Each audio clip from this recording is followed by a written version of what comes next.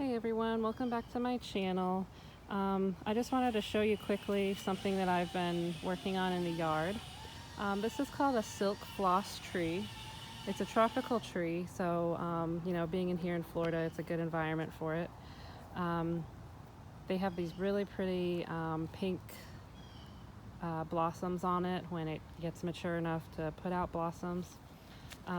This tree is interesting because the bark on it has these spikes. You can see that there. And of course, when it gets bigger, they're pretty impressive spikes. But I just have this one on a stake here to give it some support till it gets a little bigger. This one actually is about 3 feet tall, and I didn't water it like I should have, so it actually lost all of its leaves, but you can see how well it's come back. And this is where it stopped growing and lost its leaves, and it started to put out, so it looks almost like a cross. It's got the two arms coming out here, and then it keeps going up. You can see. And then when it puts out its leaves, just in case you're interested, I have one here that's just putting out leaves. It's gonna open up. And then this one here is probably a couple days older. And then it'll eventually open up to these nice big green leaves. I like to call them solar panels when they suck in and absorb the sun. But they start out kind of like a brownish green. But I guess that's how they're supposed to be, and then they'll green up like that. These plants are really good at telling you when they're thirsty. Right now you can see the leaves are very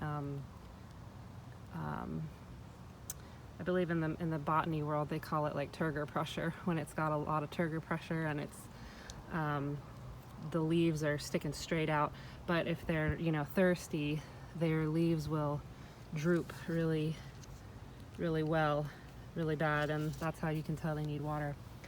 But so interesting story behind this tree, and I have two more up there that I haven't planted that I'm going to show you guys. That I'll probably end up selling or giving it away to friends. So my mom and I were at EPCOT.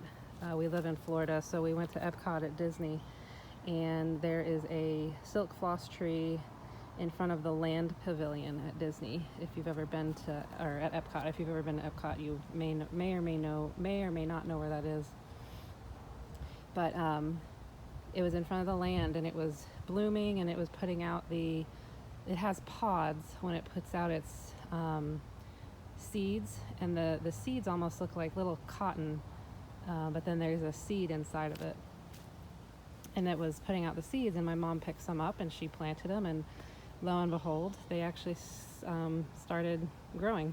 So this is one of them that I've actually planted. There used to be, I had an old elm, there was an elm tree here, I think it was called a Japanese elm, that I actually had taken out, and I had the root or the trunk pulled out and everything, so I planted this here.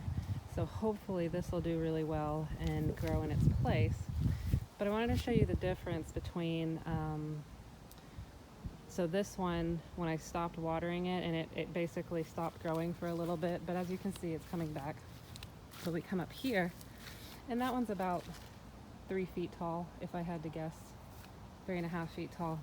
But then you come up here, and I have another little one, which that one had the same thing happen to it.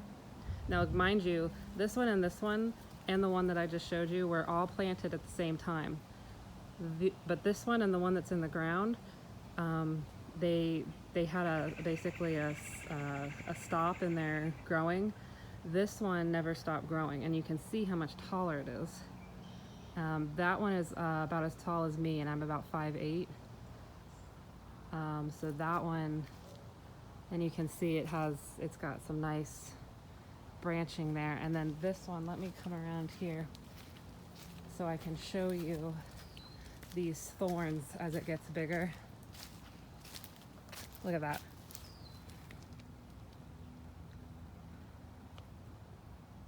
I mean, it almost doesn't even look real, but I promise you it's real. And how vibrant the green is on the bark. Now as they get older, the trunk won't be this green. It'll be more of like a brown color. but that's just impressive. And again, we got this one on a stake. But yeah, this one's about 5.5 feet. I would have planted this one in the ground, but my mom sent me home with that little one, so that one's been in the ground about a month almost, maybe.